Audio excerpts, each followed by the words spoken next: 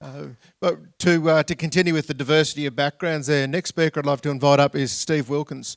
So Steve is currently the Manager of Aminya Pastoral, and he'll give a bit of background as to the stations that are involved with that. But Steve also started from ground up as well. So whilst he's based in Brisbane at the moment, he's got this beautiful perspective of understanding ground up, managing mixed farming operations from New South Wales.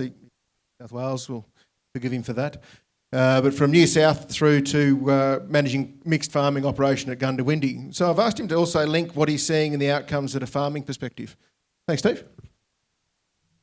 Thanks, David, and thanks RCS for inviting me along to talk to you and share my journey.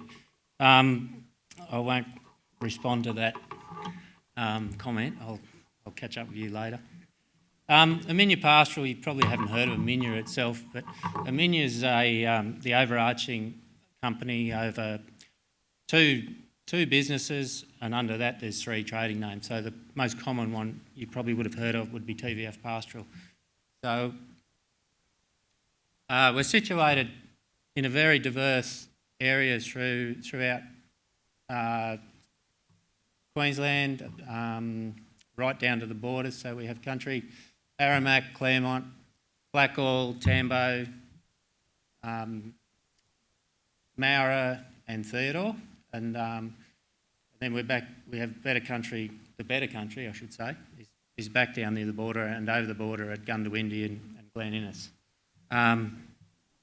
Very diverse country with very diverse land types and rainfalls. So it does take a bit of managing. The overall area is about 153,000 hectares. We currently running approximately 15,000 head of cattle, 10,000 head of sheep, merino sheep, and we farm 4,000 hectares of dryland farming. We have a company vision, and this is something we've only just done as part of our journey into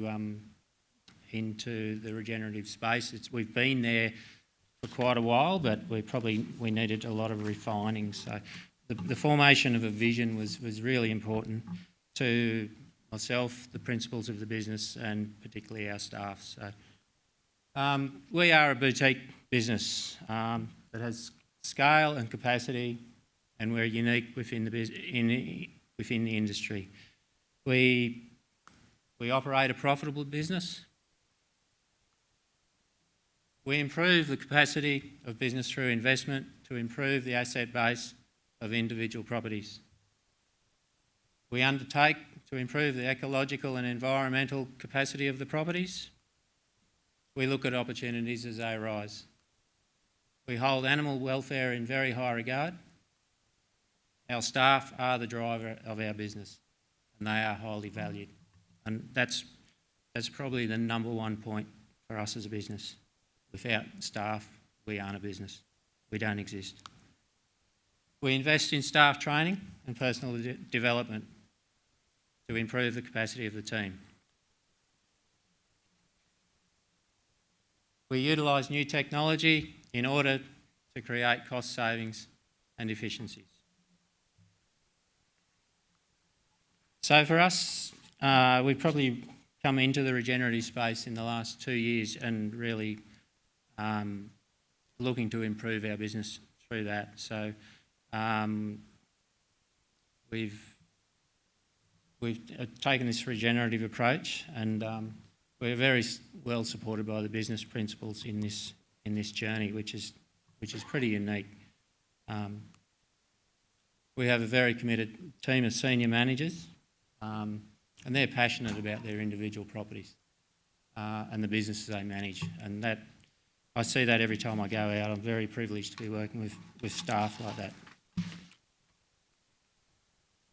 Through the commitment to staff training and education, we've put everyone back through GFP who'd previously done GFP, or anyone who hadn't done it has recently done it to create that. I'm actually needing to go back again, but I'm waiting for David to put it on in Broome, but I'm actually thinking Queenstown, New Zealand would be a good spot. And then we've followed up with in-house training, which from my observations has been probably the most valuable component for our business. It's just having David come in and really put us to the sword on a lot of our things and our approaches, but it's been really, really good for us. And as I say, challenged our paradigms and beliefs greatly. The outcomes on a property scale, there's a lot, but I'll just run through some of them briefly. One example is the identification of walk-to-water distances across the properties. I could put up a map of all of our aggregations, and most of them would have poor utilisation areas due to water situations. So I'll run through.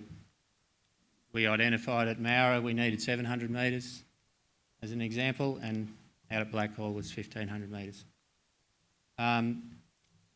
We assessed those walk-to-waters and the past utilisation and identified those poor areas. So to give you an example, this is Glenbar at Theodore. This was identified by the manager there quite a while back, but there's 1,300 hectares of unutilised pasture, which was 20% of the total grazable area. That equates to the capacity to run 280 breeders or 476 LSUs at 1.7 LSUs for a breeder year round. And using the profit probe data, that's $300 per LSU per annum. A total lost income of $226,000 potential income foregone. Water development plan, this is an area we haven't struggled. We've struggled to a point. We're trying to formulate what's the best system. And everyone you talk to, it's a struggle, and I'm sure a lot of people have been through that road. And we're getting there. We've done some in-house training and property visits, and that's certainly helped. It's probably raised more questions than not. But so just prior to that, we did an estimated water plan of $556,000, and that's a 40% return on investment. So 2.6 year payback, which is a bit of a no-brainer for us. So the outcomes coming from that would be, increased carrying capacities, increased nutrient cycling, leading to healthier pastures and soils, increased capture of rainfall, and most importantly, increased income or profit. And this is just a map of the property. This is Glenbar at Theodore, so on the western side of Theodore, and that shows you the walk-to-waters on the current watering systems. There are several dams on the property located, but they don't hold much water. They have a very small capacity to do so. So when you're looking at that, that's the picture of our. So then we identified where our grazing ideal water points would be. These are the green spots here, and then overlaid those grazing circles, and we're able to fill it in. Now the trick is actually converting that to infrastructure. And just another example of one of the other properties, Thalmira at Mara, which most of you may know. Again, a lot of areas unwatered, long walks to water, and that's what the plan can look like. And you can imagine the water system that might have to go in to develop that, and that's probably a bit of a hurdle at the moment. But our country at Gundawindi, we've probably been, I've been involved. I was managing Bioma at Gundawindi for 14 years prior to assuming this role, and we stepped into some biological type cropping, regenerative cropping practices, and it's a mixed enterprise business, which we farm 4,000 hectares dryland. Wheat, chickpeas, barley, fava beans, and just in recent years, multi-species forage crops. Summer crops include grain, sorghum, multi-species forage crops again. And we have a high reliance on chemical weed and on chemical for weed and insect control. So we've been very conventional there, and that's a big paradigm to get over. So I've always thought you have to challenge the system. I can recall talking to an agronomist 20 years ago and saying glyphosate's got a lifetime, and you can imagine the look on that agronomist's face. He just couldn't believe there was going to be a lifetime, and we are seeing it now. It's we're seeing so much evidence about its destructive nature. But so I say, if you are using a traditional agronomist, you need to challenge what they're recommending. Don't just go with it. They're there for advice. No different to if David tells you to do something. Make sure you challenge him. So we were introduced in 2009 to biological inputs. I can remember Bart and Ian Moss turning up on our doorstep, and we thought, who are these guys? What do they want? And our journey since that, in hindsight, I really thank them for coming on and introducing us to some new ideas. In 2012, we converted straight over to liquid fertiliser. It was a pretty simple process. And then in 2015, we ceased using synthetic fertilisers. Today, we use a mixture of liquid and granular fertilisers and biological inputs, using seed dressings, worm extract, custom blended fertilisers. And we've been playing with the Johnson Sioux bioreactors, and that's our first run, and we've actually put another run down. Still waiting results on that. So very excited about the potential for that in the farming program there. And we've been trialling multi-species forage crops as well as this year we've actually put in some and really gone against the agronomist's advice and put some favour beans and thrown some barley in amongst it. So he'll be having kittens when he sees those come up. When we went down this way, our view was that don't spend any more money, but don't spend any less money on a per hectare rate. So we maintained our inputs at about $25 to $40 a hectare, depending on how the budget was looking. The benefits we've seen, whilst they haven't been totally measurable, our yields have been similar. We've had, in the last 2 years, had probably the worst 2 seasons ever, but we've managed to get crops off and get plants in the ground, and that to me is probably number one. We plant for cover, and then it becomes cattle feed, and then if we get grain, that's a bonus, and if we get to harvest it, that's a bigger bonus. So the benefits we see, I noticed last year behind the plant, it was the smell of the soil, and it was just a rich smell.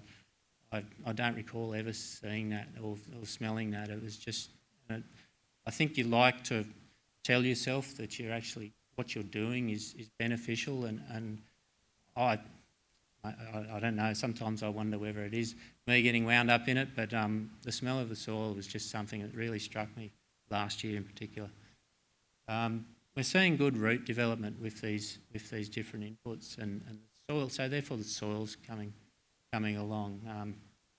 It's seeing the glomalin on the root structures. That's a barley seed with a faba bean, probably taken a week ago. And look at the soil. You never saw that sticking there before. And we're also seeing Brix levels in crops. This is wet crop last year. Brix reading of 17, and our cropping manager there is very passionate. He's running around with his I've forgotten what it is. Brix meter, yes, exactly. And he sends me these all excited when he doesn't. I don't get anything. He's obviously not reading too well, so.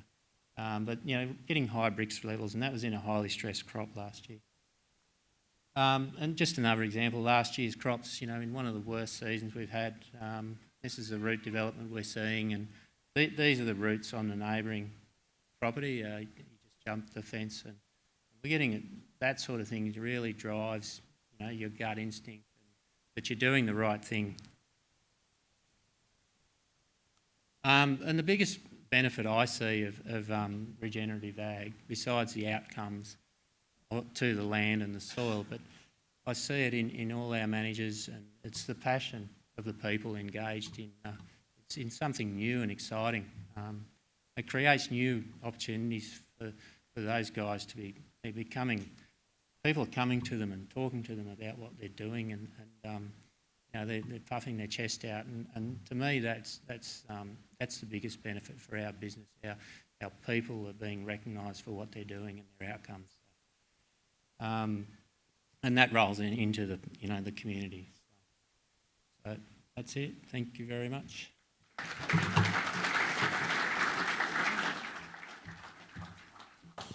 Thanks, Steve. We've got time for one quick question. We've got to keep moving. Then any dying questions for Steve and his operation? Up the back.